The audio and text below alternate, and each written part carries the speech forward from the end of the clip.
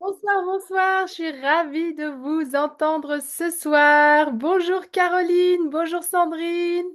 Il y a deux Sandrine ce soir avec nous. Bonjour Christine. J'espère que vous m'entendez bien, que vous me voyez bien.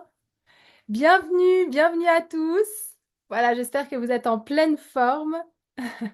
Génial, je suis ravie de vous retrouver ce soir pour cette conférence sur le système nerveux que j'avais vraiment, vraiment, vraiment hâte de partager avec vous. J'espère que vous avez passé une belle journée, que vous êtes en forme. J'ai enregistré pour les personnes qui sont en replay, bienvenue aussi. Alors n'hésitez pas à me dire dans le chat si le son est bon, si vous m'entendez bien, si vous me voyez bien, à dire peut-être aussi d'où vous venez, c'est toujours assez sympa. Et puis, je me réjouis vraiment, voilà, de vous partager l'un des sujets qui me passionne en neurologie. C'est vraiment le fameux système nerveux. Donc, on se retrouve ce soir pour une conférence sur pourquoi est-ce que je fais les mauvais choix, même si je sais vous ne faites pas que des mauvais choix, bien évidemment. Mais on va aller un peu explorer au niveau justement de comment se créer nos pensées, nos décisions. Vous allez voir, c'est un sujet passionnant. Voilà, je regarde juste dans le chat si tout se passe bien. Je crois que c'est... Ouais, super. Merci Sandrine pour ton retour. Donc ne vous gênez pas, le chat est là vraiment pour vous. Si vous avez des questions, posez-les. J'y reviendrai à la fin de cette conférence qui va durer environ 1 heure. Et on aura le plaisir comme ça de partager vos questions, de regarder un petit peu comment vous vous sentez par rapport à ce que je vous apporte. C'est toujours important pour moi, donc n'hésitez vraiment pas. L'espace est là pour vous ce soir. Alors, j'ai préparé un PDF que je vais juste partager du coup. Hop, on va partager ça. Et mon PDF, alors, tac.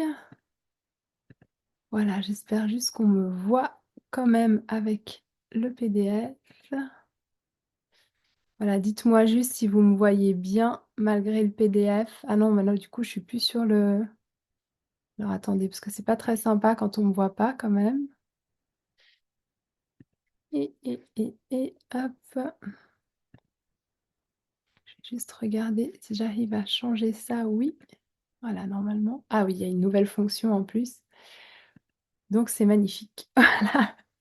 On s'amuse avec Zoom en même temps. Normalement, vous devez voir mon écran. Ah oui, mais là, il n'y a plus l'écran. Alors, attendez, on va y arriver. On voit, on voit ton Voilà. écran, mais on voit que tu es devant une partie de ton écran. Voilà, donc je suis devant. Donc, on va essayer de me mettre en plus petit. Je vais accepter. Ouais, voilà, on va faire comme ça. Ce sera mieux. Voilà, comme ça, normalement, vous avez tout. Touc! Excellent. Voilà. C'est bon. C'est bon, hein, normalement, vous voyez l'écran. C'est pas reparti. Oui, c'est bon pour moi. C'est bon, vous voyez l'écran derrière moi aussi? C'est bizarre, je le vois pas, moi. Étrange. Alors, attendez, c'est reparti. Vous voyez ce qu'il y a derrière l'écran? C'est OK?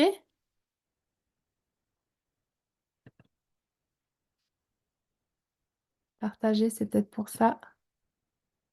Voilà, dites-moi juste si vous voyez ce qu'il y a derrière, derrière moi. En fait, on te voit deux fois.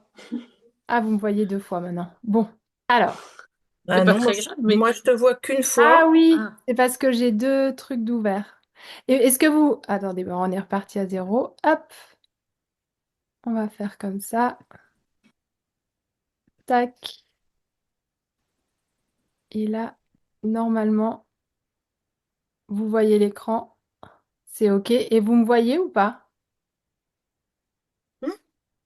Oui, Ah, et là, plus. Là, vous voyez toujours l'écran derrière? oui, on voit l'écran derrière et toi un petit peu en avant, et puis toi, je dirais dans la barre des participants aussi. Génial. Ben, merci beaucoup. Et vous avez bien le PowerPoint, c'est écrit derrière. Oui, Super. Bon, bah oui. alors, c'est tout bon.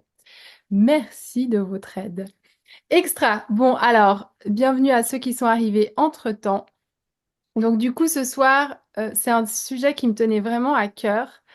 Moi, juste pour me faire une rapide présentation, donc je suis Waïda Mohamed Clément. J'ai un parcours un peu particulier puisque j'ai été enseignante dans le primaire genevois pendant 12 ans avant de complètement m'adonner à ma passion qui est la nutrition, mais aussi les neurosciences. Donc, je me suis formée en tant que nutritionniste, en tant que coach sportif parce que je tenais des fitness sur Genève. Je suis de Genève en Suisse avec mon ex-mari. Et je fais aussi tout ce qui est... Alors, hop, je suis repartie. Je suis aussi formée en coach de vie. Donc, je suis aussi coach de vie et business mentor. Donc, j'ai une palette assez large parce que je me suis rendu compte que vraiment, ce qui était important aujourd'hui, c'est de pouvoir soutenir les personnes que j'accompagnais sur le plan neurologique, on va dire, et en tout cas de les faire progresser, mais pas juste pour un petit instant, mais que ce soit vraiment quelque chose de fort, de solide, c'était super important pour moi. Du coup, même si j'avais déjà quelques bases avec mon diplôme universitaire de sciences de l'éducation, j'ai continué à me former en neurologie et en nutrition. Donc, je suis spécialiste de tout ce qui est neuronutrition. Et ben, ayant un business depuis 10 ans, j'ai aussi dû faire beaucoup de travail sur moi pour réussir à atteindre, bah voilà, déjà de pouvoir vivre de mon activité et puis aussi de voir par rapport à ce qui se passait dans ma vie. Je suis maman de 4 enfants, j'ai donc une entreprise. À un moment, j'en ai eu deux, plus les enfants à gérer, 2 ados, 2 plus petits enfants, une maison, etc. Et c'est vrai que le burn-out n'était pas très loin. Donc, j'ai vraiment dû travailler sur moi, regarder comment rééquilibrer tout ça et puis comment bah, justement réussir à apaiser mon système nerveux. Et je l'ai mis beaucoup en lien aussi avec la nutrition, mais aujourd'hui, je le mets en lien avec le bien-être de manière générale et notamment pour toutes les personnes qui sont entrepreneurs, qui cherchent à développer une activité, que ce soit parallèlement au salariat ou une activité en tant que telle, parce que, à mon sens, en tous les cas, le système nerveux est vraiment une clé du bien-être qu'on soit d'ailleurs entrepreneur ou pas, pour avoir un équilibre au niveau de la famille et de son travail. Est-ce que vous me voyez toujours?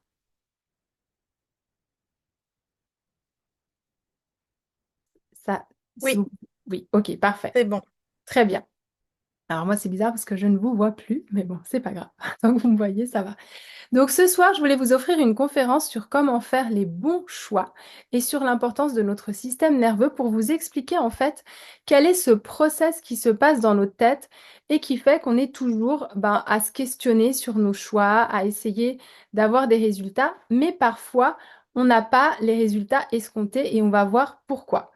Donc moi, il y a une phrase, enfin c'est plus qu'une phrase, c'est de Bouddha, c'est vraiment quelque chose qui m'a énormément impacté ces dernières années. J'ai eu des coachs qui m'ont dit, tu es le business en fait enfin tu matérialises le business de l'être que tu es.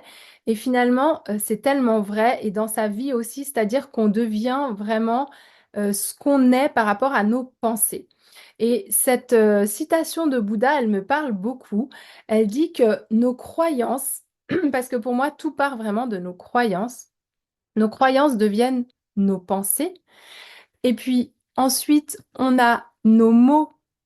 Enfin, je recommence. Vos pensées deviennent vos mots deviennent vos actions deviennent vos habitudes deviennent et vos valeurs deviennent votre destinée. Et tout est vraiment, donc on va aller décanter ça ce soir, mais tout est vraiment là, c'est-à-dire que finalement, notre destin tient à nos croyances qui se matérialisent en pensées et qui deviennent des actes. Donc vous allez voir que c'est vraiment hyper important. Et cette conférence, elle est vraiment faite pour toi.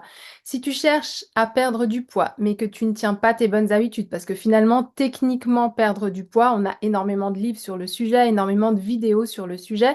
On sait grosso modo ce qu'il faut faire. Donc finalement, pourquoi est-ce qu'on n'arrive pas à mettre en place ces habitudes et à avoir les résultats?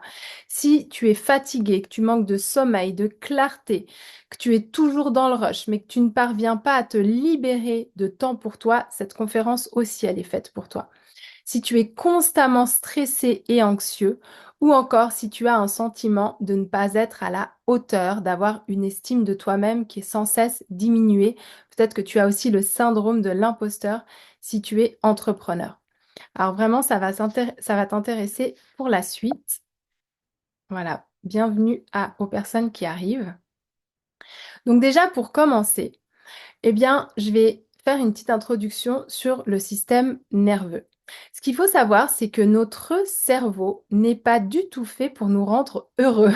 Et ça, c'est déjà un petit peu le premier point noir, c'est que notre cerveau, il est simplement là pour nous tenir en vie, donc pour nous faire survivre et non pour nous faire vivre dans les meilleures conditions. Je ne vais pas trop rentrer dans le détail, donc je vais vraiment schématiser aujourd'hui en ce qui concerne le système nerveux. Mais vous le savez, au fur et à mesure de l'évolution, différentes couches se sont créées, ce qui nous distingue d'ailleurs des animaux, encore plus des reptiles, etc., parce que plusieurs choses sont venues s'ajouter. Et nous, ce qui nous définit aussi énormément en tant qu'être humain, bah, c'est que finalement, on a une pensée, même si aujourd'hui, on sait que les animaux pensent aussi, mais peut-être pas de manière aussi précise que l'être humain. Et on peut être persuadé que nous sommes faits d'énergie et que finalement, c'est cette énergie dans laquelle nous sommes qui va engendrer nos pensées, nos émotions et nos croyances. Donc, par rapport aux animaux qui sont quand même assez dans l'instant présent, par rapport aussi aux bébés qui naissent, qui sont vraiment en train de vivre ce qu'ils ressentent dans l'instant présent, nous, on a un décalage entre ce qu'on ressent et finalement la réalité. Et c'est ce qu'on va voir ce soir. Donc, la première chose à comprendre, c'est que tout vient de notre énergie. Et quand je dis notre énergie, c'est nos vibrations, le champ en fait vibratoire que nous émettons. Notre cerveau, comme je vous l'ai dit, il est vraiment là pour nous apprendre, pour nous protéger et pour nous faire survivre. Le problème, c'est qu'il voit le danger un peu partout, ça vous avez dû le remarquer, et que donc, quand on est en mode de survie, on n'est pas dans quelque chose d'expansif, on n'est pas dans quelque chose de léger, on est plutôt dans des fréquences de manque, de peur, d'injustice. Et ces fréquences, pardon, eh bien, elles vont créer des interférences avec nos vrais désirs. Dites-moi déjà dans le chat si ça vous parle un petit peu, si vous arrivez à voir quand vous êtes anxieux, stressé, peureux, avec un sentiment d'injustice, si vous avez cette impression justement que ça vient beaucoup de vos pensées, de vos émotions et de vos croyances, ou est-ce que pour vous, vous n'aviez pas du tout fait le lien? Je serais curieuse de le savoir dans le chat.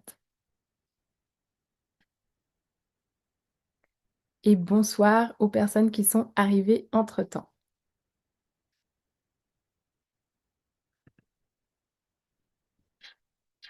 Alors, est-ce que si je fais comme ça fonctionne? Non. Je rejoins le PDF. Touc. Alors, pardon, je retrouve juste mon PDF. Toujours aussi douée en informatique. Pas faute de le faire tous les jours, hein, mais à chaque fois, j'ai l'impression que ça m'embête. Bref. Alors, déjà, la première chose dont j'aimerais vous parler, c'est l'inconscient et le conscient. Pour moi, notre cerveau, il est vraiment divisé en deux. Je regarde juste dans le chat en même temps. C'est embêtant parce que j'arrive pas à tout avoir. Euh, Voilà. Ok, Sandrine, elle nous dit oui, j'avais déjà ces notions. Merci, Sandrine. Donc, le conscient et l'inconscient, c'est vraiment hyper important. Notre cerveau, il va fonctionner par habitude. Pourquoi? Parce que nous avons énormément d'informations à la seconde. Ton cerveau, il analyse tout via des capteurs. Donc ça peut aller de la température au bruit, à ce qui passe devant tes yeux, à une pensée qui tout d'un coup t'arrive, à une sensation à l'intérieur de ton corps. Il est sans arrêt en fait en train d'avoir plein de stimulations. Et heureusement, on a mis en place des automatismes qui font que nous allons soulager en fait notre système nerveux et notre cerveau par des habitudes. Je vous donne un exemple, vous n'avez pas besoin de penser à votre cœur qui bat ou alors à inspirer et à expirer de l'air alors que vous êtes toujours en train de le faire, sinon on meurt.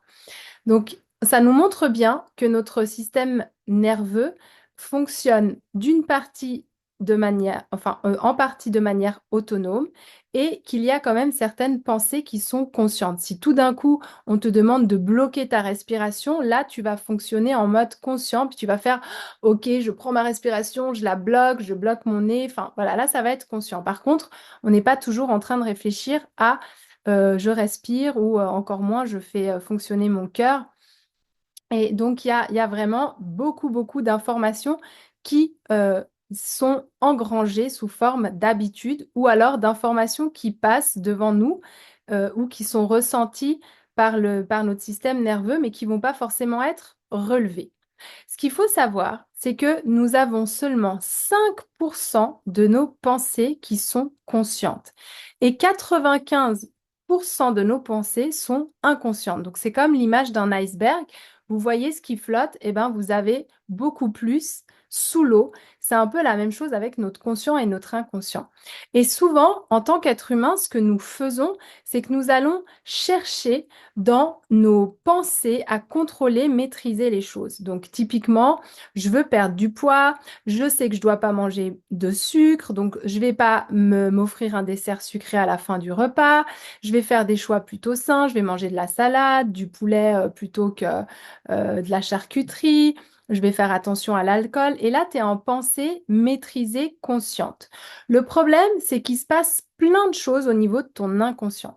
Et l'inconscient, eh bien, il s'est formé une réalité par rapport à tes expériences passées, ça on va le voir, et il a créé un filtre qui lui est très propre et qui va définir ta propre vie, mais de manière euh, pas du tout factuelle.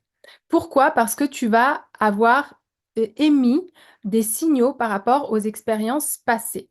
Donc ça, c'est super important de le comprendre, que nous, souvent, on veut agir par rapport à cette partie consciente, mais qu'en réalité, nous avons 95% de nos pensées qui vont nous amener peut-être vers l'opposé. Exemple, tu décides de faire attention à ta ligne, tu rentres de vacances, tu t'es fait plaisir pendant les vacances, là, tu vois sur la balance que tu as pris 3 kilos et que maintenant, c'est vraiment important de faire attention pour les reperdre. Donc, tu vas te dire, bah, ok, je vais manger fit à midi, je vais arrêter le carré de chocolat le soir, et puis ben, je vais éviter les restaurants.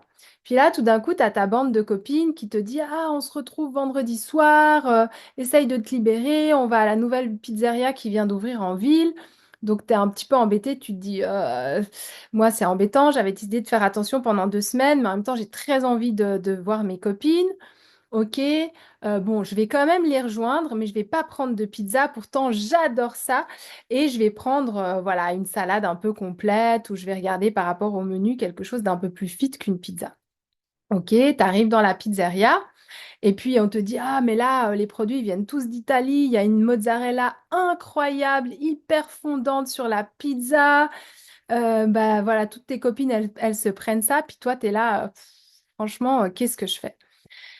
Et tu te dis, bon, ok, je vais quand même tenir, j'en ai juste pour 2 semaines, je veux reperdre ces kilos. Donc, tu vas prendre la salade. Et là, ton subconscient, il va vraiment pas être d'accord. Ton conscient va être d'accord parce que c'est ce que tu avais décidé, validé. Et ton subconscient, il va dire, mais qu'est-ce qu'elle me fait? Elle aime les pizzas, elle est en train de choisir une salade. En plus, on est avec les copines, c'est une soirée, c'est exceptionnel. En plus de ça, c'est la première fois qu'on vient dans cette pizzeria. Enfin, il comprend pas, quoi. Il est là, mais c'est bizarre, cette histoire. Donc là, il va déjà mettre de la résistance. Mais toi, tu tiens quand même parce que tu es encore sur ton côté conscient et tu sais que tu t'es promis que tu allais tenir. Alors, ok, tu tiens, tu tiens, tu tiens. Puis qu'est-ce qui se passe quand tu arrives au dessert et que toutes les copines, elles choisissent le tiramisu, le fondant au chocolat et tout? Ben là, tu craques. Et tu craques pour le pire truc. Voilà, le dessert vraiment qui va te faire culpabiliser pendant 3 jours après. Et pourquoi? Eh bien simplement parce que ton subconscient, il t'aura emmené avec 95 des pensées contre 5% de tes pensées. Donc là, peut-être que tu vas tenir sur le temps de la pizzeria, peut-être que tu vas tenir pendant une semaine, mais que c'est au bout de la deuxième ou troisième semaine que tu vas lâcher. Et qu'est-ce qui va se passer? Bah, tu vas faire des hauts, des bas, des hauts, des bas, des hauts, des bas, comme ça tout au long de l'année. Et c'est pour ça que vous prenez du poids, puis vous en reperdez, puis vous en reprenez, puis vous en reperdez. Puis à un moment, ça marche plus d'en perdre en faisant super attention, parce que quand on arrive aux alentours des 35 ans, nos hormones, elles changent, notre métabolisme, il commence à ralentir, c'est plus aussi facile de faire attention et de reperdre ces kilos superflus. Et c'est pareil pour tes autres choix. Là, je suis un peu focus perte de poids, mais c'est pareil quand tu décides d'arrêter de procrastiner, de te mettre au sport ou alors de faire telle ou telle action pour entreprendre des nouveaux projets. Et c'est là où on se dit, mais pourquoi finalement je sais exactement ce qu'il faut que je fasse pour avoir le résultat que je souhaite avoir et pourquoi est-ce que au départ j'y arrive?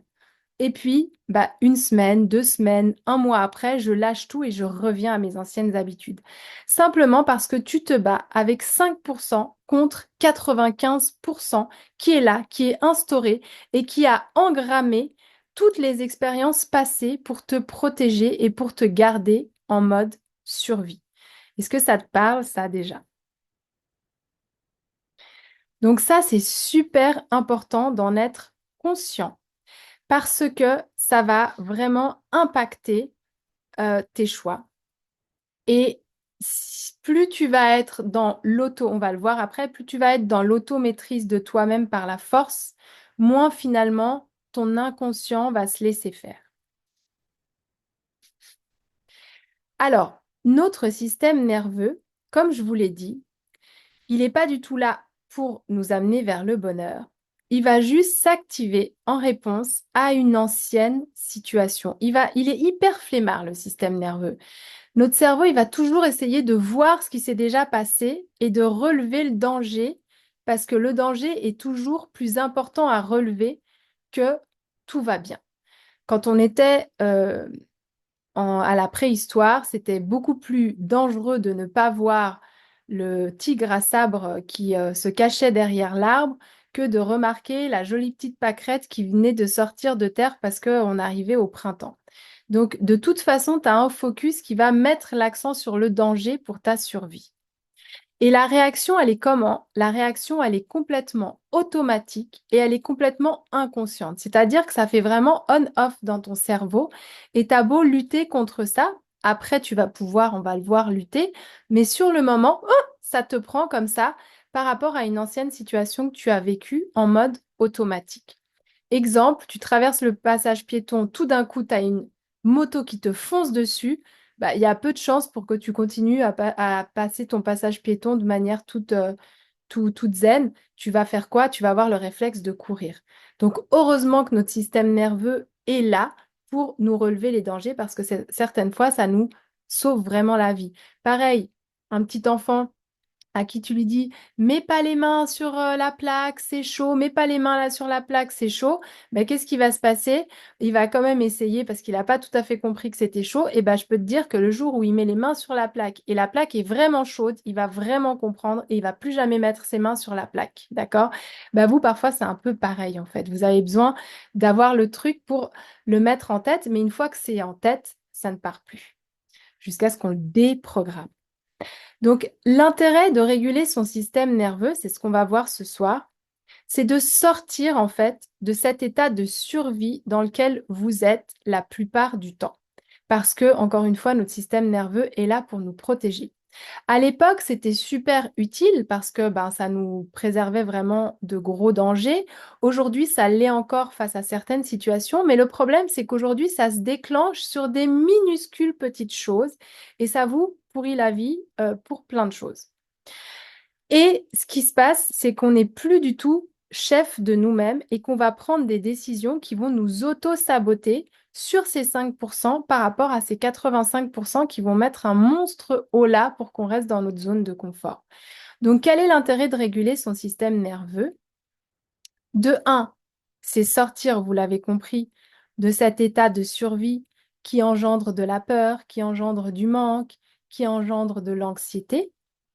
En deux, c'est ne plus être victime et retrouver en fait un rôle de chef d'orchestre, si on veut le dire comme ça, parce qu'à partir du moment où on n'est plus dans ces réactions automatiques qui nous poussent vers des choix que nous n'avons pas choisis et qui nous mettaient en position de victime, bah, on va de nouveau s'ouvrir un choix de possible qui va être bien plus agréable. Et puis, bien évidemment, en trois, ça va être de développer en nous de la paix, de la plénitude, parce que vous voyez bien que quand on est en mode survie, on est tout sauf paisible et on ressent tout sauf de la paix.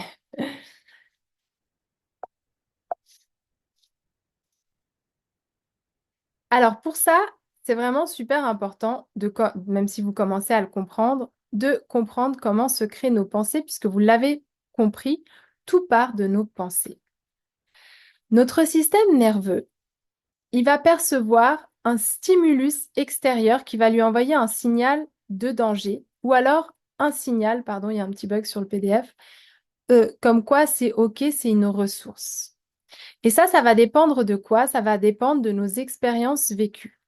Exemple, petit, tu as été mis devant la classe pour parler et malheureusement, au moment où tu t'es levé et tu es venu devant la classe, tu as commencé à parler, tu t'es mis à bégayer, tu t'es trompé et là, les copains, ils ont tapé un monstre fou rire, ils ont tous rigolé et toi, tu as engrammé ça dans ton corps, tu t'es dit, bah, parler en public, c'est super dangereux. Et aujourd'hui, peut-être que tu peux pas avoir le poste de tes rêves parce que tu te sens pas de faire des présentations devant du monde. Pourquoi? Parce que simplement ton cerveau veut se protéger de la honte que tu as ressentie à peut-être 5 ou 6 ans. Donc ça va avoir amené une blessure et le cerveau va tout faire pour ne pas te faire retomber dans ces sensations désagréables de honte, de mal-être. Donc l'état de survie, il est amené par quoi? Par un manque de sécurité. Donc quand tu es en état de survie, finalement, tu vas rechercher quoi? Tu vas rechercher de la sécurité parce que tu es dans une énergie de manque. Tu vas manquer de sécurité, ou tu vas manquer de temps, ou tu vas manquer d'argent, ou tu vas manquer... Il y a toujours un manque en fait. Il y a une peur qui vient parce que l'état de survie te crée un manque. Ensuite, qu'est-ce qui va se passer? Ce manque, tu vas aller le chercher à l'extérieur. Donc, tu vas essayer d'aller chercher ton besoin de sécurité par l'extérieur. Par quoi? Par du contrôle, par un extrême contrôle. Donc, je suis contrôlante pour tout. Je ne lâche prise sur rien du tout parce que ce qui m'intéresse, c'est d'être sûre que je me mets pas en situation de danger. Et du coup, je vais être en hyper-vigilance sur tout. Je vais faire attention à tout. Je vais être vraiment intransigeante à tout. Puis je vais pas supporter quand il va se passer quelque chose qui va pas dans mon sens. Et puis pour tout ça, il y a certaines personnes, pas toutes, mais qui vont se mettre aussi en hyper-adaptation. C'est-à-dire qu'elles vont tout faire pour plaire aux autres. Elles vont tout faire pour pas sortir du lot. Et du coup, elles passent devant certaines opportunités ou elles passent même parfois par rapport à des choses qu'elles aimeraient faire parce qu'elles ont peur de se démarquer. Mais c'est pour contrôler en fait ce qui peut t'arriver et te remettre dans un besoin de sécurité. Sauf que ça marche pas vraiment parce qu'à chaque fois que tu vas chercher ton besoin de sécurité à l'extérieur, si la chose extérieure disparaît, eh bien tu repères cette sécurité. Donc c'est pas du tout stable et ça ton corps le sait et donc il est obligé d'être tout le temps en hypervigilance. Et pourquoi?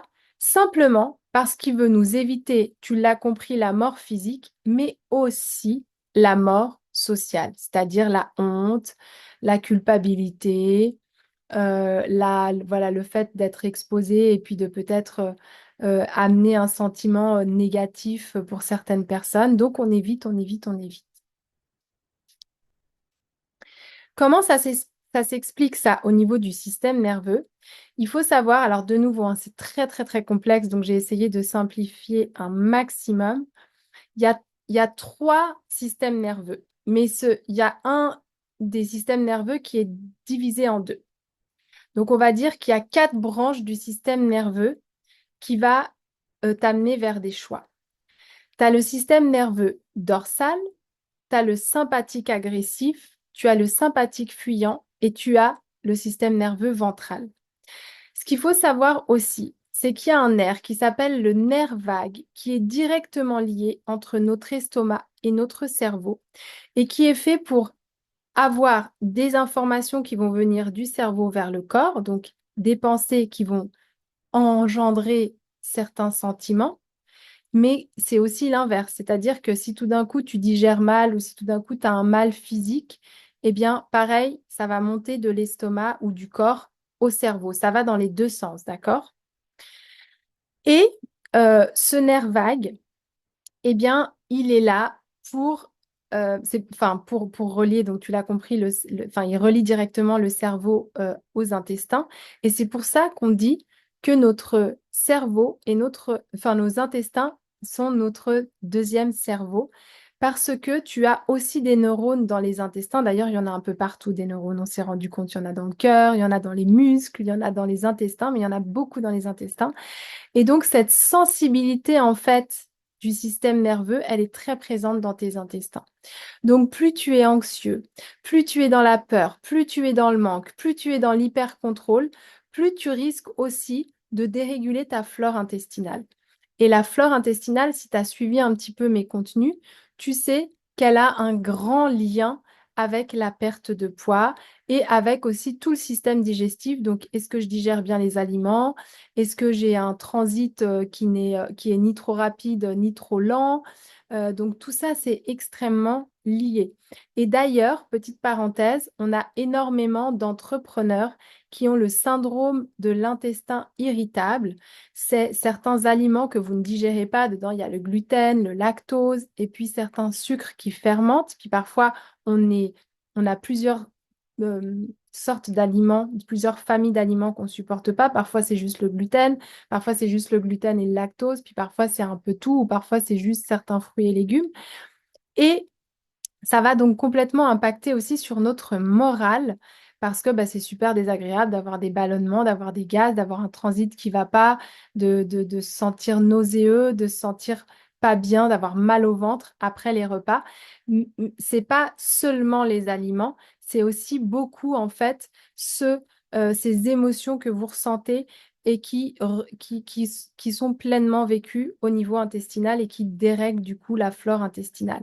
Donc, c'est super important de comprendre que dans cette pathologie du syndrome de l'intestin irritable, même si vous allez chez le gastro-entérologue, il va faire des tests, il va écarter ce qui est le plus grave et il va vous dire, bon, bah écoutez, évitez le lactose, le gluten et puis tel fruit et tel légume et vous allez ressortir avec une liste longue comme le bras qui est hyper difficile à suivre quand vous êtes dehors, dans les restaurants, parce qu'il y a vraiment beaucoup de choses à éviter. Et en plus, eux, ils font pas forcément le travail d'aller vous aiguiller vers telle ou telle sorte d'aliment. Ils vous disent évitez tout ça et c'est un peu l'horreur.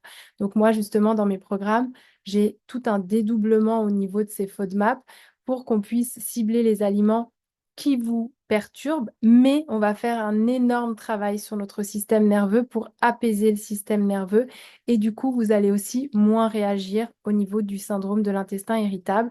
Et j'ai environ 95%, donc 95% des personnes qui viennent me voir pour un syndrome de l'intestin irritable qui finalement n'ont pas du tout de problème avec l'aliment, mais qui avaient effectivement une grande sensibilité émotionnelle et le fait d'avoir travaillé sur l'émotion, eh bien, ça fait qu'elles peuvent remanger de tout, même si c'est pas le sujet ce soir, mais le gluten et le lactose, c'est quand même des choses qu'on va essayer de contrôler parce que c'est partout dans notre alimentation aujourd'hui et malheureusement, ça crée aussi quelques dégâts chez pas mal de monde. Mais bon, voilà, pour vous expliquer qu'il y a quand même un lien très très fort entre le cerveau et nos intestins liés à ce fameux nerf vague.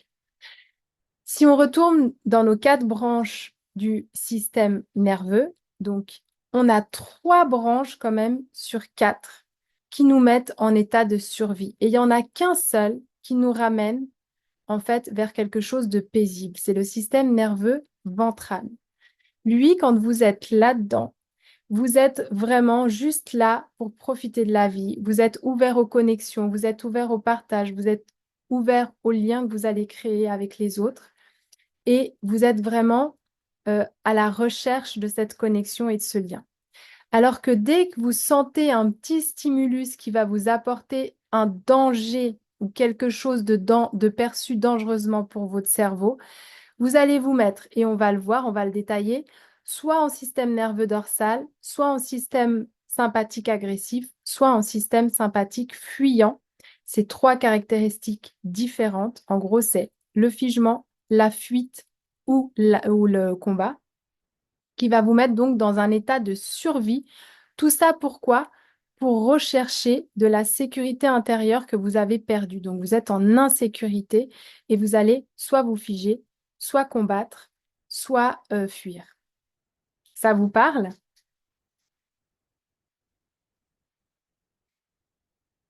Alors, si on résume, je regarde juste au niveau du chat. Oui, parfait. C'est exactement ça, clairement. Parfait. Bon, bah top si ça vous parle. Et c'est important de le comprendre parce que quand on le comprend, c'est là où on va pouvoir justement mettre les actions en place et je vais vous le dire à la fin du live, comment faire pour se sortir de ça. Donc, ce qu'on doit comprendre, c'est qu'en gros, c'est comme une maison, notre système nerveux, et dans cette maison, tu as une pièce où tout se passe bien, d'accord? C'est le système nerveux ventral, où le monde, il est merveilleux, où tu es rempli de gratitude, tu es heureux, tu es excité, les autres, ils sont apaisante et complètement dans l'amour, dans la joie. Et cette pièce, le but, c'est d'y être le plus souvent possible. Tu peux toujours revenir en système nerveux ventral, toujours, toujours, toujours. Mais ton cerveau a comme but de relever tous les dangers.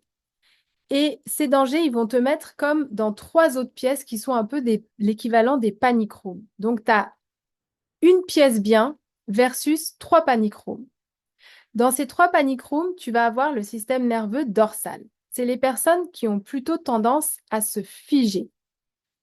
Tu vas avoir le système nerveux agressif. C'est les personnes qui vont plutôt chercher à combattre contre un danger. Et tu as le système nerveux sympathique fuyant. C'est les personnes qui vont plutôt fuir par rapport à un danger. On a tous en nous ces quatre systèmes, d'accord? Ces quatre branches. Mais on a des prédispositions à être plutôt sympathique agressif, plutôt en dorsal ou plutôt en fuyant face au danger. Et pourquoi je vous les ai détaillés, ces systèmes?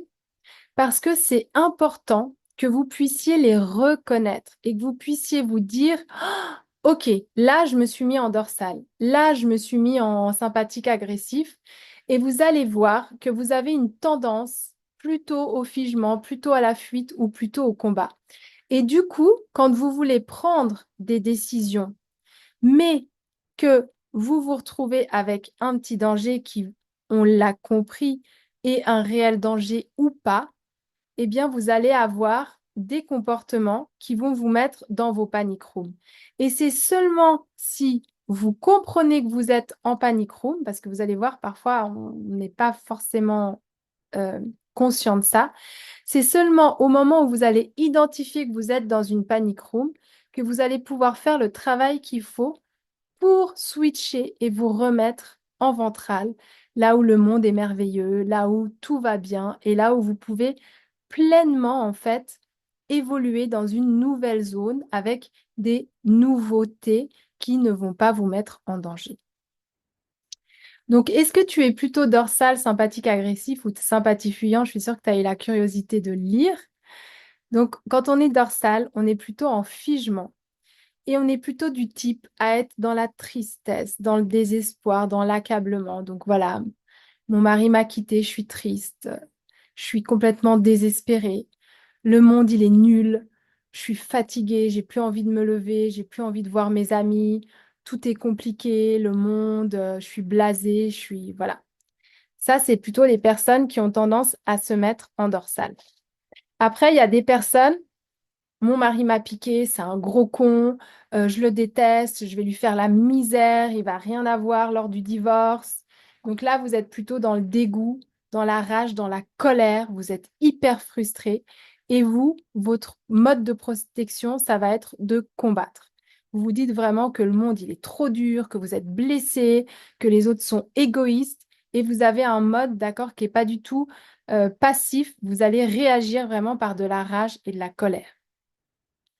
Et le sympathique fuyant, il est plus dans quelque chose de fuyant, justement, où vous allez vous dire, ouh là là, moi, plus jamais je me mets avec quelqu'un, c'est trop dangereux, je vais tout faire pour être absolument dans la norme la prochaine fois, pour être la femme parfaite, pour pas faire de vagues, je vais me suradapter, je vais absolument plaire aux autres. Et ça, parfois, vous le faites tout le temps, parce que vous avez vu que c'était dangereux, en fait, de sortir du lot, comme je vous l'ai expliqué. Par exemple, voilà, une fois, j'ai osé mettre une tenue un peu extravagante et puis je me suis fait charrier. Donc, je vais plus jamais le faire. Je vais rester hyper classique et puis je vais être dans la suradaptation tout le temps. Je vais dire oui, oui, oui tout le temps. Du coup, je vais pas poser mes limites. Je vais pas oser dire non. Puis après, je vais me retrouver avec des choses avec lesquelles je suis pas OK. Mais pareil pour le conflit, je vais fuir les conflits parce que pour moi, les conflits, c'est très dangereux. Ça me met mal à l'aise, ça me rend anxieuse. Donc, je vais tout faire pour dire que tout va bien et pour mettre tout le monde à l'aise. Sauf que peut-être que toi, tu n'as pas envie de ce qui se passe ou peut-être que tu n'as pas donné ton opinion sur quelque chose qui est en train de se passer. Donc, finalement, tu n'es pas en paix avec toi-même et tu vas quand même développer de l'anxiété. Tu vas quand même développer une sorte de retenue et un jour peut-être que ça va exploser ou que ça va se transformer en mots par le corps. Donc ce que j'aimerais que tu fasses, c'est que tu repères un petit peu dans quel panic room tu as tendance à être. Encore une fois, c'est tout à fait normal et l'idée, ça va pas être de ne plus être dans ces panic rooms parce que ce serait pas possible. La vie quand même t'amène son lot de voilà de petits challenges, mais c'est de repérer que tu y es. C'est de repérer que tu as ce besoin de plaire tout le temps. C'est de repérer que tu as cette tendance à laisser tomber. Si tu veux faire quelque chose, finalement, voilà, je me suis mise dans un régime, j'ai payé un programme et puis comme d'habitude, je suis pas capable, je suis triste, je suis désespérée, j'arriverai jamais à perdre mes kilos. Là, typiquement, tu es dans le dorsal. Ou alors peut-être qu'au contraire, tu es dans la frustration et tu trouves ça trop dur, c'est trop dur comme méthode, ça va pas, moi j'arrive pas à être frustrée, puis ça m'énerve de pas pouvoir manger comme les autres. Donc là, tu es plutôt en sympathie agressif. Ou alors au contraire, voilà, tu fuis et tu te dis non mais moi ça sert même à rien que je commence parce que de toute façon, je sais que je vais pas y arriver.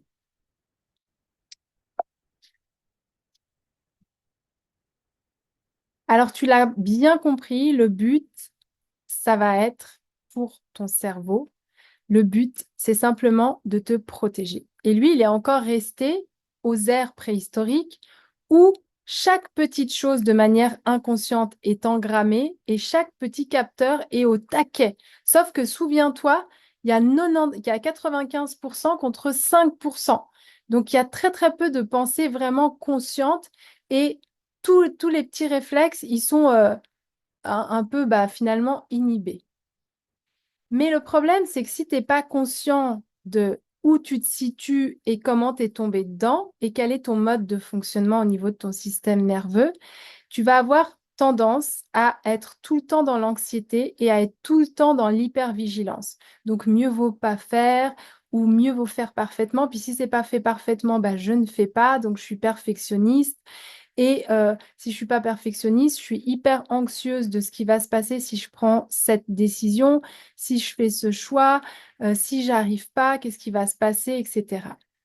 Mais la bonne nouvelle, c'est qu'une fois qu'on sait et qu'on a compris que nos capteurs étaient juste au taquet et que c'est à nous de réguler en fait cette anxiété et cette hypervigilance, eh bien, on va pouvoir arrêter de continuer à alimenter nos pensées qui viennent renforcer ce sentiment d'anxiété et d'hypervigilance.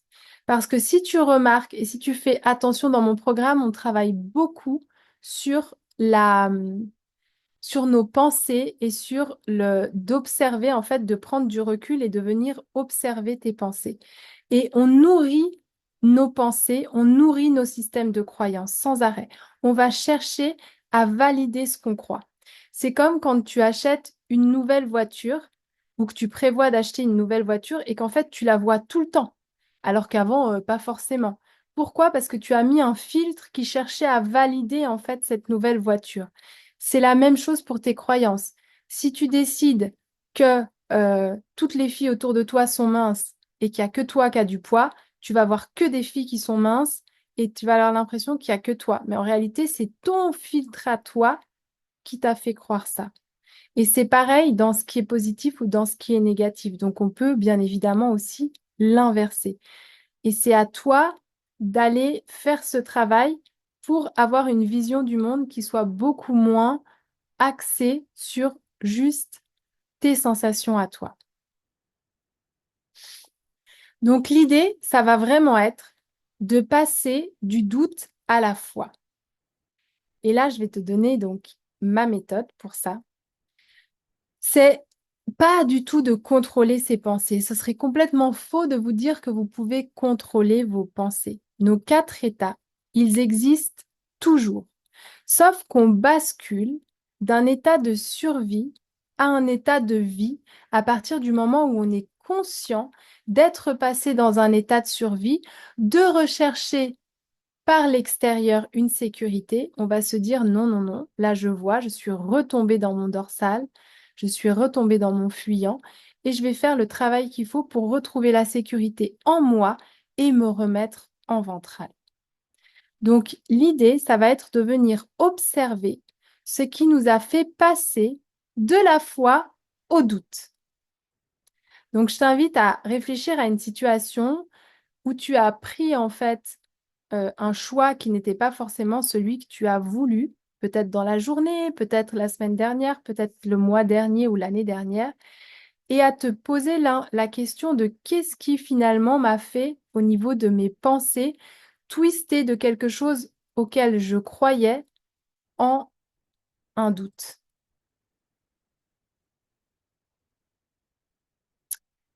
Et souvent, si tu repenses à cette situation, tu vas te rendre compte que tu as changé ton intention. Ton intention, elle partait pas d'un sentiment de foi. Elle, elle était dans la peur, elle était dans le manque. Et pourquoi? Parce que au lieu de garder ton objectif comme quelque chose qui serait super, qui serait une envie, qui serait un désir, tu l'as transformé en un manque et donc tu l'as transformé en un besoin. On a tous des besoins qui doivent être comblés en tant qu'être humain. On a un besoin de sécurité, on a un besoin d'être avec les autres, de connexion, on a un besoin d'appartenance, on a un besoin d'épanouissement. Il y en a plusieurs comme ça, des besoins. Et si vos besoins ne sont pas comblés, exemple, si tu n'as pas de toit, si tu n'as pas de quoi te payer de la nourriture, bah, c'est pas possible en fait de sortir de ce monde de panique. Mais à partir du moment où tu as un toit, où tu sais que quand même tu as assez d'argent pour survivre, où tu sais que tu as un métier, que tu as des gens qui t'aiment autour de toi, etc., même si encore une fois, c'est pas parfait, tu as après, au-delà de tes besoins, tu as des envies et des désirs, parce qu'on est quand même là pour profiter de la vie et pour évoluer. Donc, tu vas peut-être avoir envie d'avoir plus d'argent pour partir en vacances. Tu vas peut-être avoir envie d'offrir ce cadeau de Noël à tes enfants ou de t'offrir cette robe ou de perdre du poids. C'est pas forcément un vrai besoin sur le plan euh, de santé, mais peut-être que tu te sentirais quand même moins avec les 6 kilos avec 6 kilos en moins que tu as pris depuis que tu es rentrée dans la préménopause. C'est une envie, mais même si elle n'est pas au point du besoin, elle est légitime. Par contre, quand tu bascules en mode de survie, c'est que tu as confondu ton envie et ton désir et que tu l'as transformé dans un besoin qui t'amène du manque, de la peur, de l'insécurité. Et à chaque fois qu'on revient en manque de sécurité, eh ben c'est là où on bloque tout et où on met une énorme barrière à notre subconscient qui va tout faire pour que tu fasses pas de choix qui t'amènera en fait vers ce que tu veux. Parce que d'abord, le besoin du subconscient, ça va être de t'éviter la mort, d'accord, qui la plupart du temps pour vous est la mort sociale. Ça va être de t'éviter la honte, ça va être de t'éviter l'échec, ce que toi tu considères comme un échec, d'éviter la culpabilité. Donc on reste en fait dans son petit confort. Et même si on entame des démarches, on ne fait pas le pas d'aller au bout parce qu'on préfère rester là où on en est aujourd'hui, puisque là où on en est aujourd'hui, on est toujours vivant. Donc finalement, à quoi bon rajouter quelque chose? Donc comment on se sort de tout ça? Eh bien, on va libérer ce qui nous a déclenché pour ne plus vibrer et pour ne plus nourrir cette fréquence de manque et de peur. Et pour ça, on va devoir regarder ce qui va déjà bien, ce qui est déjà là et ce que tu as déjà réussi et être dans cette gratitude en fait de ce qui va pour pouvoir l'agrandir. Moi, ce que je dis toujours à mes clientes, c'est au lieu d'être dans le manque, par exemple, de oh, mais là, je stagne, j'ai pas perdu de poids cette semaine. Oui, mais tu as déjà perdu 3 kilos les 3 dernières semaines. Donc peut-être que là, ton corps, au lieu d'avoir un stress de j'ai pas, il a besoin de se rassurer, de se souvenir que ça avait été pour lui. Et peut-être que là, il y a quelque chose qui l'a bloqué et qui fait que il veut plus aller vers ce potentiel échec. Alors que si tu repars de ce qui va bien, de ce qui est déjà là, et que tu te remets dans un sentiment de gratitude, tu vas quitter ce mode de survie. Et du coup, tu vas trouver les ressources en toi. Alors ça se travaille, hein, mais tu vas trouver les ressources en toi pour ne plus être en mode survie. Et ça se fait par quoi? Ça se fait par un gros travail sur les pensées et sur les croyances. Tout part de vos pensées et de vos croyances. À partir du moment où vous arrivez à aligner vos désirs profonds à vos croyances et à avoir la foi là-dessus, tout est une question de temps, mais vous allez arriver à vos objectifs. Par contre, tant que vous êtes dans cet espace de contraction et que vous avez perdu la foi parce que vous n'y croyez plus, vous n'avez pas confiance en vous, vous êtes en suradaptation, donc vous dites pas non et vous êtes peut-être en combat comme quelque chose qui bloque du coup les nouvelles, euh, les nouvelles choses qui peuvent arriver. Et bien là, ça contracte tout parce que tu es en besoin, en survie. Donc c'est de se rouvrir en gratitude et en gros, ça va être vraiment, si je remets ça, de passer de l'état de dorsal à ventral, de passer de l'état de sympathique agressif à ventral, de passer de l'étape de sympathique fuyant, qui est là pour lancer le voyant, c'est comme l'alarme d'une maison qui se déclenche. Ah, bah, c'était juste le chat, c'est bon, je peux me remettre en mode j'éteins mon alarme. Mais tant que tu lui auras pas donné le OK, parce que tu n'auras pas remarqué que tu as fait, que tu as déclenché ton alarme par rapport à quelque chose qui pour toi était dangereux, bah, l'alarme, elle va rester, elle va rester. Et si l'alarme est là, il n'y a rien qui se passe.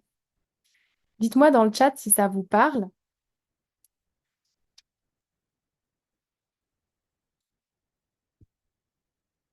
Donc, pour aller un petit peu plus dans le détail, parce que je sais que vous êtes fan du comment, ce qu'on va faire en tout premier lieu, c'est se connecter à son corps, se reconnecter à son corps. Moi, je parle beaucoup de reconnexion à son corps. Pourquoi? Parce que tant que vous n'avez pas identifié dans quel mode vous êtes, tant que vous n'avez pas identifié l'émotion, puis l'émotion, c'est quoi? Ah, ok, c'est de la tristesse.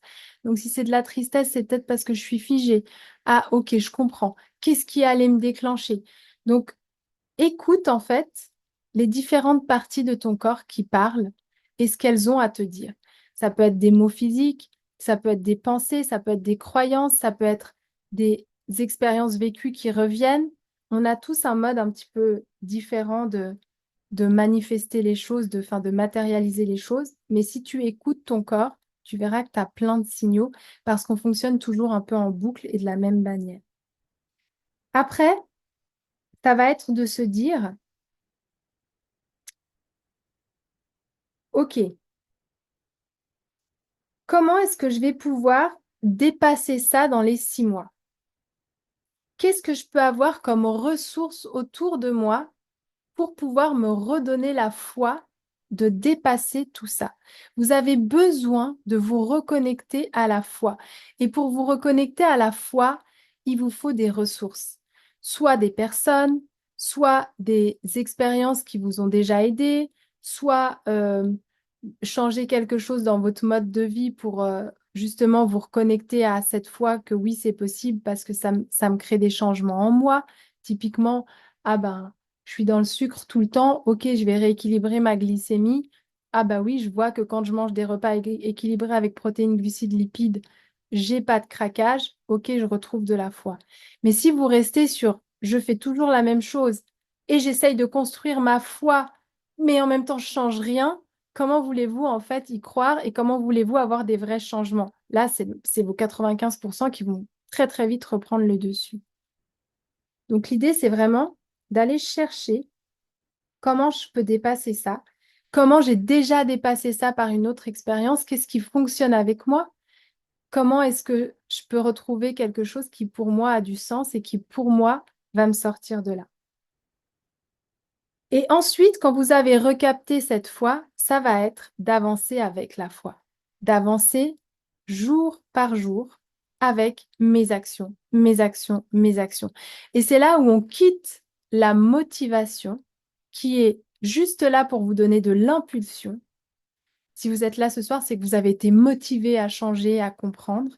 Mais est-ce que ça va durer dans le temps? La motivation, dès qu'il y a quelque chose de plus sympa par-dessus qui arrive, elle passe vite à la trappe, d'accord?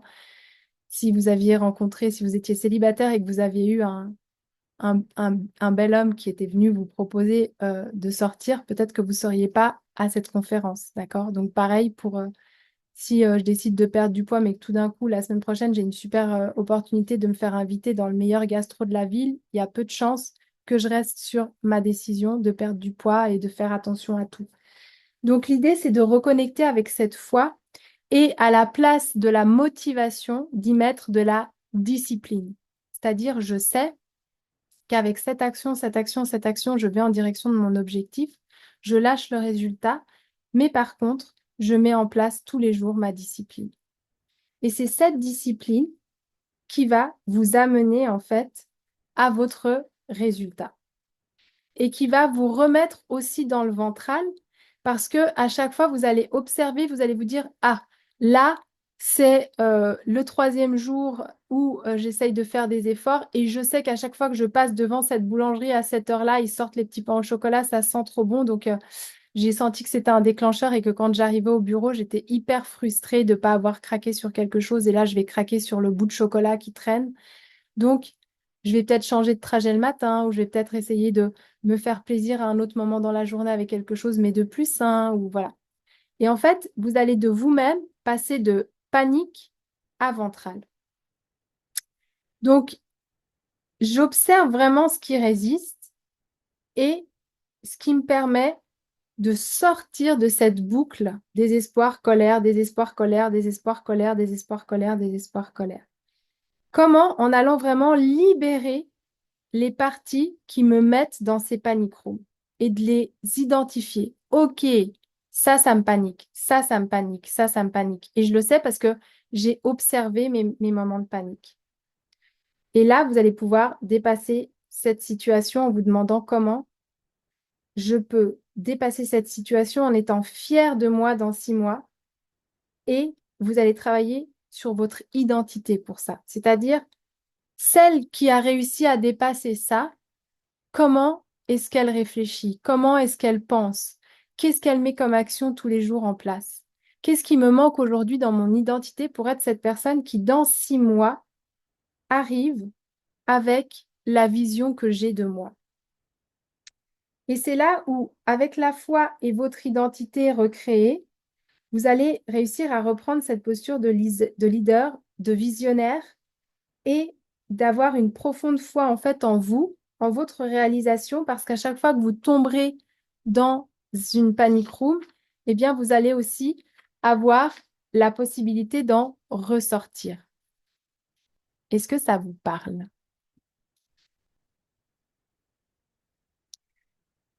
Donc vraiment, ce qu'il faut comprendre, c'est que quand vous êtes dans ces panic rooms, quand vous ressentez de l'anxiété, de la colère, de la tristesse, de la déception, de la frustration, de l'agacement, de l'hyper-contrôle, de la suradaptation, de l'hypervigilance, c'est pas votre personnalité. C'est des états qui vous traversent et qui vous mettent avec ces émotions-là.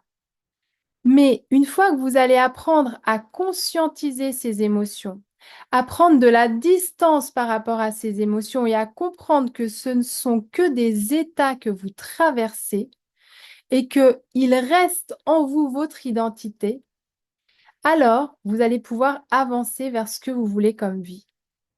L'important à comprendre, et c'est vraiment ce que j'aimerais pour cette conférence, c'est que vous compreniez que vos pensées sont des indicateurs, mais ne sont pas la vérité.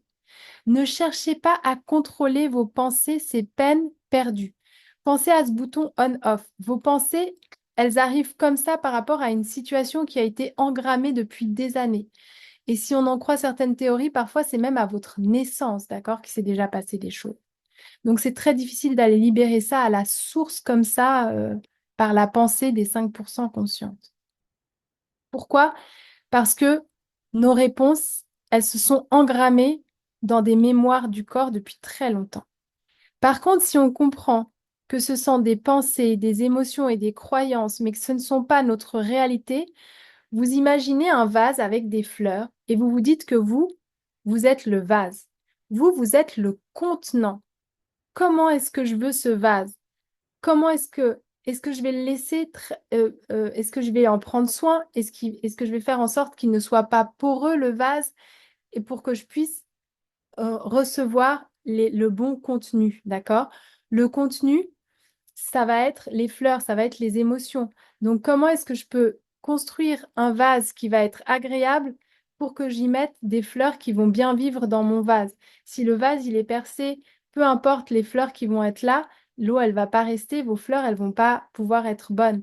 Alors que si vous prenez du temps pour vraiment prendre soin de votre contenant, de créer, donc le contenant, c'est l'identité, c'est créer la personne que vous voulez être en étant en accord avec elle et pas dans la suradaptation, et en créant ça, même si ce n'est pas encore présent, eh bien là, vous comprenez que le contenu, il est que passager. Une fois, il va y avoir des tulipes, une fois, il va y avoir des roses, une fois, il va y avoir des lys. C'est un contenu qui va changer, mais ce n'est pas vous. Vous, ce que vous devez faire, c'est travailler sur votre contenant et non sur le contenu. Donc, ça ne sert à rien de travailler sur vos pensées et de vous dire, ah, mais je suis nulle, je crois encore que je suis nulle, je suis la meilleure, je suis la plus forte. Non, parce que vous avez des déclencheurs qui vont vous mettre dans vos panic rooms. Par contre, de les observer, de regarder quand est-ce que vous avez basculé d'un système à un autre et de changer cela en ayant un contenu identitaire de plus en plus fort chaque jour, c'est là où vous allez réussir à faire des progrès immenses. Vraiment. Est-ce que ça vous parle? Est-ce que pour vous, ça résonne? Est-ce que ça vous aide à un peu mieux comprendre tout ce système en fait de pensée et d'action qui se mettent en place de manière quasi systématique? Je vais juste remettre le chat.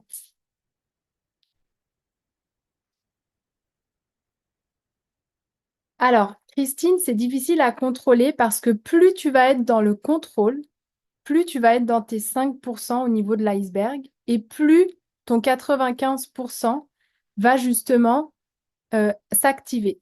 Donc, plus tu vas être dans la force, plus tu vas mettre d'énergie en faisant, plus tu vas être dans ce manque de je n'ai pas les résultats, plus tu vas lutter, plus ça va être compliqué.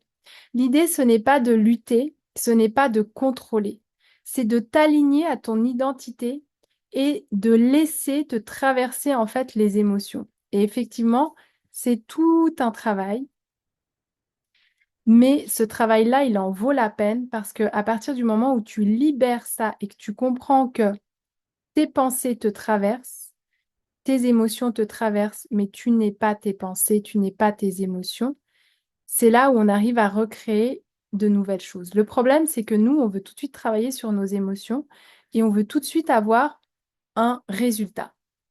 Et si on n'a pas un résultat, on se met en mode panique. Alors qu'en réalité, ça ne peut pas se passer comme ça dans la vie. On ne peut pas avoir de résultat avant d'avoir changé ses actions. Donc, il y a un laps de temps à accepter et un travail sur soi à faire pour voir le résultat. Exactement, le fameux lâcher prise. Et ce lâcher prise, c'est pas je ne fais plus, c'est je lâche prise sur le résultat, mais par contre, je mets mes actions en place pour garder la foi. Et même si le résultat il n'est pas encore là, j'ai la foi et je sais que grâce à toutes mes actions, il y a un moment où je vais avoir des résultats. Et c'est pour ça que, sans prêcher pour ma paroisse, moi, je vous conseille vraiment de vous faire accompagner par une personne qui a des compétences au niveau de la psychologie humaine, parce que si vous vous faites accompagner, eh bien, vous partagez un peu votre foi sur quelqu'un qui a l'habitude, qui a l'expertise de le faire. Et du coup, c'est beaucoup plus confortable que d'être toute seule et de devoir maintenir la foi. Donc moi, c'est vraiment ce que je fais dans mes programmes, c'est-à-dire que je vous propose en fait ce soutien via des SMS, via des rendez-vous, via une plateforme qui va vous expliquer vraiment quoi faire pour mettre cette discipline en place sans que ce soit dans la force, mais en étant aligné avec vous-même. Ça passe par un travail identitaire, ça passe par un travail alimentaire si vous cherchez à perdre du poids, par un peu de sport aussi pour aider l'énergie à circuler, et puis parce que au niveau de la santé, bien évidemment, il y a plein de bienfaits, et au niveau, vous l'avez compris, du stress, de l'anxiété, etc. Et puis, ça passe aussi par toute cette compréhension du système nerveux pour réussir à nous emmener dans un espace qui va passer de je suis insécure à je retrouve de la sécurité. Donc, est-ce que vous avez des questions? Mais quand tu changes tes actions et que c'est lent, c'est pénible. Oui, c'est pénible, mais c'est la seule voie. Parce que si tant que tu seras en fait accroché au résultat, ben même si c'est encore plus pénible en fait de continuer d'année en année à, à être dans des choses qui font que tu n'as pas de résultat et même si et en plus de ça, tu ne changes pas tes actions. Alors que si tu as cette foi et que tu sais que ça arrivera, même si c'est lent, en fait, au début, c'est lent. Mais ce que souvent vous oubliez, c'est que au début, c'est très lent parce que ça nécessite tout un changement énorme au niveau de votre mental. Prenez l'exemple d'un avion qui décolle. L'avion, il a une puissance incroyable au décollage, mais sans le décollage, il pourra jamais voler dans le ciel. Et une fois qu'il est lancé, ben, c'est facile après, c'est easy, il a juste à maintenir le cap. Et puis, je sais pas comment fonctionne un avion, mais à avoir le carburant qu'il faut et l'énergie qu'il faut pour maintenir la propulsion. Mais vous le voyez que c'est le décollage le plus dur. Et souvent, vous faites au départ une action, vous mettez une énergie dingue, puis vous lâchez. Mais l'avion, il n'a pas décollé, vous lâchez déjà. Comment c'est possible? Faut l'amener dans le ciel, cet avion. Mais une fois que tu l'as amené dans le ciel, ben, tu verras que les résultats, ils vont apparaître. Et puis plus tu vas le faire, plus tes résultats après vont venir.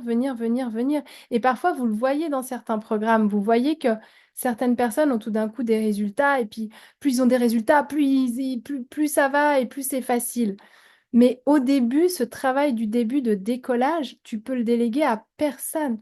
Moi, je l'ai vu avec moi. Je veux dire, si je laisse tomber toutes mes bonnes habitudes, que je commence à pas me faire à manger, que je fais plus de sport, mais je vais en chier grave pour me remettre dans le bain.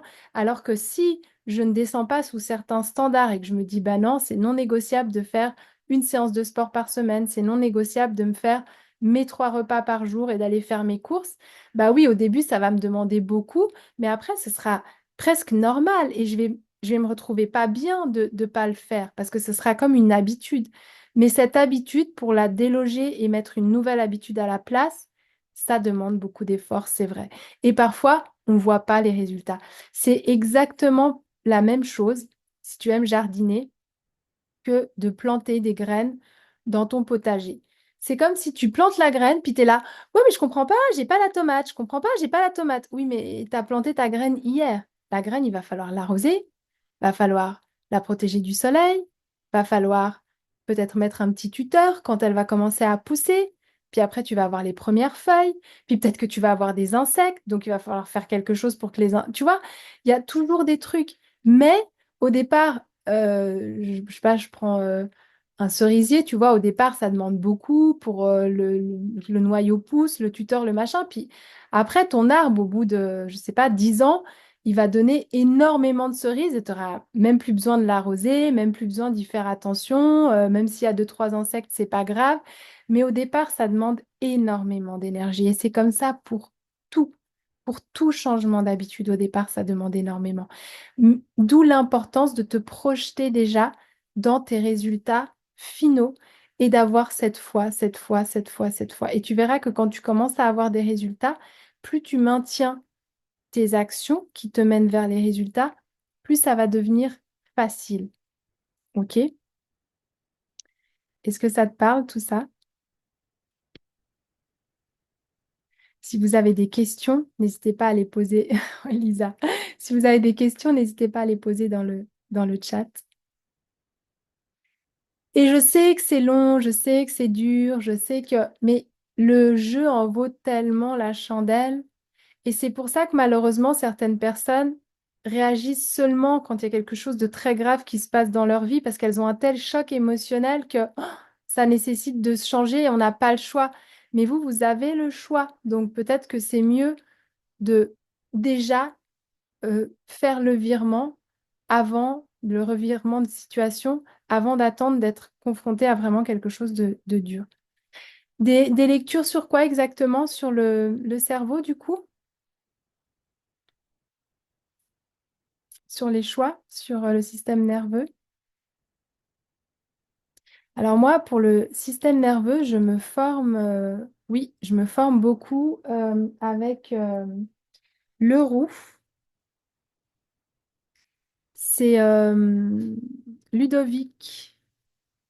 Attends, je vais te l'écrire. Il est juste génial.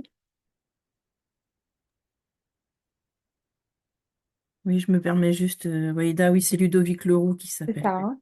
Ouais. Ludovic Leroux. Voilà, je te le mets juste.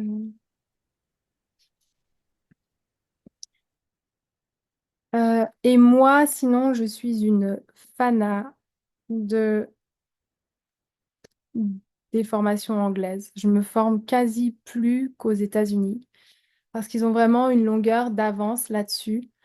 Donc, je suis beaucoup de personnes via Mindvalley notamment euh, qui sont dans ces sujets-là et qui amènent régulièrement des intervenants qui sont plus ou moins dans la spiritualité et aussi dans les neurosciences, etc. Donc, Ludovic Leroux, j'aime beaucoup au niveau du système nerveux. Ouais, Caroline, ça va t'intéresser pour ton métier aussi. Et c'est vraiment de comprendre qu'en fait, cette notion de culpabilité parce que vous n'avez pas pris les bons choix, elle est super dangereuse et elle fait que baisser votre estime de vous-même parce que vous vous retrouvez dans «Ah, je suis nulle, je suis pas capable, encore une fois, j'ai pas réussi, je suis bonne à rien. Ah, puis il y a tellement mieux que moi.» Mais c'est parce que tout ça, c'est nourri par vos expériences et ça en rajoute une couche à chaque fois. C'est ça, Sandrine, exactement. En fait, si vous sortez de ce système de survie, vous allez voir que tout va être beaucoup plus léger. Mais c'est très dur pour nous de sortir de notre zone parce que même si ça ne vous satisfait pas complètement, pour l'instant, c'est quelque chose qui est considéré comme vous maintenant en vie. Donc, lâchez rien, regardez ce qui fonctionne, observez-vous, prenez de la hauteur. Et si vous souhaitez aller plus loin, si vous souhaitez être accompagné, si vous souhaitez en savoir plus sur le sujet, demandez-moi un rendez-vous. J'ai un programme qui est fait pour ça. On peut en discuter ensemble, on peut regarder. Moi, c'est les accompagnements donc, que je propose. J'ai un accompagnement qui est axé que perte de poids, que je ne vais pas continuer très longtemps parce que ce que j'aimerais vraiment, c'est passer à cette niche entrepreneuriale où vous avez les trois modules. Après, si vous n'êtes pas entrepreneur et que vous êtes motivé, il n'y a pas de souci, hein. Il y a le poids, donc tout ce qui est physique, que vous souhaitez retrouver. Quand je dis le poids, c'est aussi la santé, parce que moi, finalement, le poids sur la balance, c'est pas ce qui m'excite le plus, hein, c'est comment vous vous sentez par rapport à votre santé, puis par rapport à votre état interne. Ensuite, il y a le système nerveux qu'on va retrouver dans la gestion de son poids, mais qu'on va aussi retrouver dans notre vie de tous les jours, dans notre vie relationnelle, de couple, dans notre vie amicale, dans notre développement professionnel, dans la relation qu'on peut avoir avec nos enfants, notre famille. Et il y a l'identité, parce que vous l'avez compris, l'identité, c'est votre contenant. Donc, si vous ne travaillez pas sur vous, sur vos réels désirs, vous les confondez avec vos besoins et vous activez sans arrêt votre mode de survie. Et depuis le mode de survie, on crée absolument rien du tout à part du stress, de l'angoisse et on reste dans ce qu'on est déjà. Donc, continue à faire la même chose, tu continueras à avoir les mêmes résultats. Alors que si tu travailles sur ton identité, sur la régulation de ton système nerveux et sur quand même un peu de technique sur le plan alimentaire et sur le plan sportif, là, tu as un trio qui est complètement gagnant. Et mon accompagnement est sur 6 mois.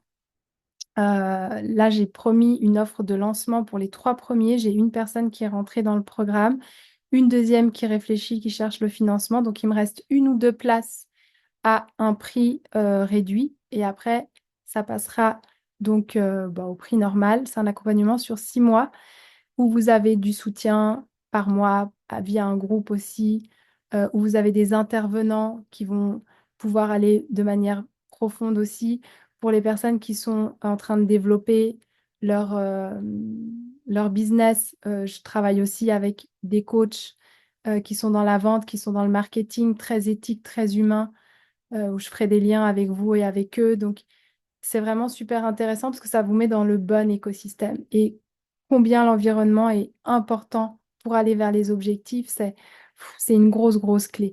Donc, faites-vous accompagner. Moi, je vous le dis parce que je me fais accompagner. Aujourd'hui, je vois tellement les résultats et je me dis, mais heureusement que j'ai fait ce choix depuis plusieurs années d'être soutenue, d'être accompagnée, de toujours travailler sur moi sans que ce soit développement perso parce que j'ai vraiment un revers là, un rejet du développement perso tel qu'on peut l'entendre dans ces formations où on nous en envoie à tort et à travers. Et en réalité, à part te faire encore plus culpabiliser, ça t'amène rien du tout.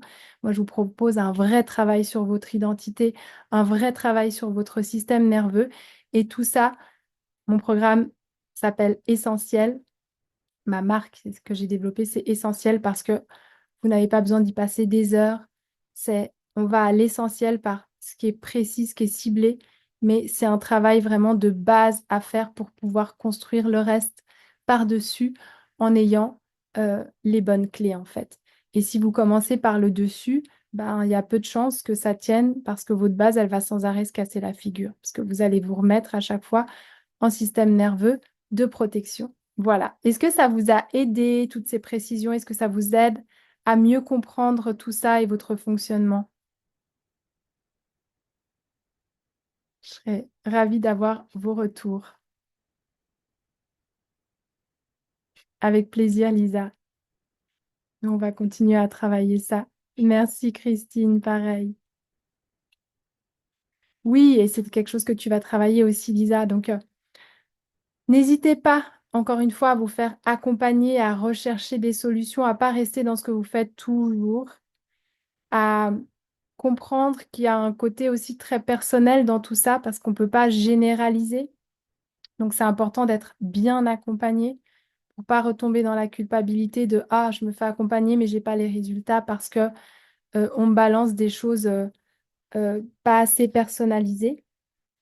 Et puis, vous pouvez sans autre venir discuter avec moi. Si vous écoutez cette vidéo en replay, soit vous l'avez reçue par mail, vous pouvez m'envoyer un mail. Je mets assez facilement aussi mon WhatsApp, il n'y a pas de souci.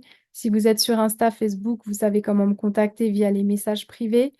Et sur YouTube, vous pouvez aussi m'envoyer un mail. Normalement, il y a mes mails à chaque fois en description. Donc, n'hésitez pas, n'attendez pas. C'est jamais le bon moment. Je sais, c'est un investissement, mais ça en vaut tellement la peine parce que c'est un investissement en une fois. Et ensuite, ça vous fait décoller. Et vous avez quand même besoin des bonnes notions et d'être accompagné pour retrouver cette foi. Avec plaisir, Sandrine. Oui, alors c'est ça en fait. Moi, je vous donne des références, mais tout ce que je vous emmène, c'est tourné à ma sauce, avec mon esprit d'enseignante, avec ma tournure bien-être holistique. Donc, vous n'allez pas retrouver ce que je vous dis, voilà, dans les pages d'un livre tel que je vous le dis, parce que moi, j'axe ça pour votre bien-être. Et mon but aujourd'hui en tant que coach, c'est de vous aider à retrouver votre bien-être physique et mental pour vous expandre dans votre business ou dans votre vie de manière générale, parce que je l'ai vécu, parce que je suis une maman, comme vous le savez, de 4 enfants, parce que j'ai toutes les pressions qu'ont les entrepreneurs sur les épaules, et pourtant, ça ne m'empêche pas de vivre une vie dans le bonheur, dans la joie, où j'arrive à repasser de mes moments d'angoisse à des moments d'apaisement parce que justement, j'ai appris à travailler sur mon système nerveux. Et sincèrement, euh, tout ce que je mets en place comme objectif, je ne vous le dis pas que je l'ai comme ça, mais je sais que je vais l'avoir parce que j'ai compris le travail qu'il fallait que je fasse. Et aujourd'hui, c'est ça que je vous retransmets. Mais tout part de son identité, de ce qu'on veut créer et de ce qu'on veut être déjà. Enfin, on doit déjà être ce qu'on veut avoir comme résultat. Et ça ne veut pas dire, je sais pas, j'ai envie de perdre 10 kilos, j'imagine que je suis toute mince. C'est pas du tout ça. C'est quelle est la la manière de penser, quelle est la, l'essence à l'intérieur de la personne, d'accord? C'est pas juste visualiser, on vous parle énormément de la visualisation. Encore une fois, visualiser, c'est bien, mais si t'as pas la technique de visualisation vraiment, ça sert à rien. Et ça va t'amener encore plus de frustration. Et c'est pour ça que parfois vous me dites, oui, mais moi, j'ai pas de résultat. Oui, mais parce que tu n'as pas appris à faire les choses pleinement. Et pour faire les choses pleinement, il faut partir de cette identité. Il faut partir de ce système nerveux apaisé. Parce que si tu le fais en étant en mode de survie, ça sert à rien. Si tu le fais sans avoir incarné la personne que tu souhaites être et que tu es juste dans un système nerveux apaisé, bah, ça sert à rien non plus. Donc, il faut vraiment les trois. Et c'est pour ça qu'aujourd'hui, j'en viens à vous proposer les trois, système nerveux, identité et perte de poids, en tout cas optimisation physique et mentale, parce que pour moi, ça a été la clé. Voilà. Et aujourd'hui, je vous le sers sur un plateau après des années d'études, parce que je me forme sans arrêt. Je mets des milliers de francs par année en formation. Et aujourd'hui, je vous ai tout condensé et je vous le propose sur une plateforme avec en plus mon accompagnement. Donc, vraiment, euh, voilà, c'est possible, mais oui, ça demande quand même une certaine sortie de sa zone de confort. Je vais jamais vous mentir là-dessus.